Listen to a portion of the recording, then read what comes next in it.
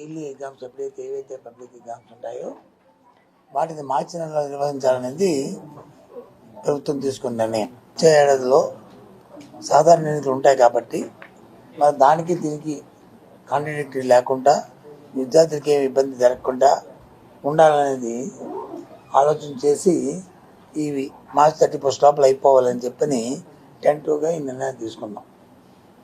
ఆ తర్వాత ఒకవేళ ఎలక్షన్స్ కానీ ఎందుకంటే అది మన చేతిలో లేదు. ఒకవేళ ఏం చేస్తే అప్పుడు ఏదైనా ఉంటే డీవియేషన్లో మార్పులు ఏమి ఉంటే అప్పుడు ఆలోచించుకుంటాం.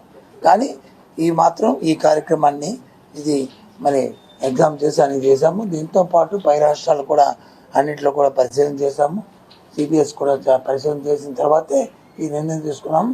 ఇది మీ ద్వారా రాష్ట్రంలో ఎవరైతే 10వ తరగతి చదువుతున్న విద్యార్థులు ఉన్నారో, అలాగే intermediate first year second year చదువుతున్న విద్యార్థులు ఎవరైతున్నారో వారికి వాళ్ళ పేరెంట్స్కి తల్లిదండ్రులకు కూడా తెలియజేస్తున్నాం.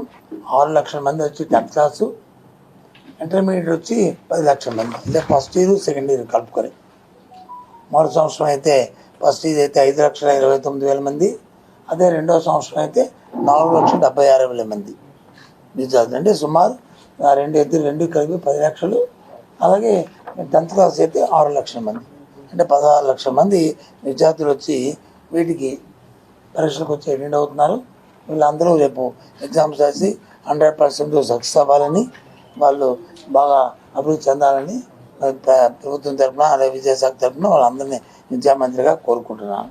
ఇంటర్మీడియట్ పరీక్షలకు సంబంధించి ప్రాక్టికల్ పరీక్షలు వచ్చి ఫిబ్రవరి 5 నుంచి 20 తేదీ వరకు జరుగుతాయి. ప్రాక్టికల్స్ థియరీ వచ్చి మార్చి 1వ తేదీ నుంచి మార్చి 20 వరకు జరుగుతాయి. మార్చి 1 నుంచి మార్చి 20 తేదీ వరకు జరుగుతాయి. అందులో ప్రధానంగా మెయిన్ సబ్జెక్ట్స్ ఏమున్నాయి అవన్నీ కూడా మార్చి 15వ తారీఖే అవన్నీ కూడా కంప్లీట్ అవ్వడం జరుగుతుంది. అంటే 1వ తారీఖు నుంచి 15వ తారీఖు లోపలే వాటిని కంప్లీట్ చేస్తున్నాం. ఈ పరీక్షలు రోజు ఉదయం 9 గంటల నుంచి మధ్యాహ్నం 12 గంటల లోపు ఈ పరీక్షలు జరుగుతాయి. 3 hours ప్రతి ఎగ్జామ్ కూడా 3 గంటలు, ఉదయం 9 నుంచి మధ్యాహ్నం 12 గంటల వరకు. ఏవైతే పబ్లిక్ హాలిడేస్ ఉన్నాయో, సినిమాలు ఏవైతున్నాయో, పండుగలు అవి పబ్లిక్ ఆ రోజుల్లో వచ్చి ఎగ్జామ్స్ ఉండవు. ఆ రోజుల్లో ఆ రకంగా చేసాము. అవన్నీ కూడా మీ ద్వారా మీకు ఇస్తాము. అప్పుడు అవన్నీ కూడా పబ్లిక్ చూడడానికి, అలాగే వెబ్సైట్లు కూడా పెడతాము అన్నీ కూడా.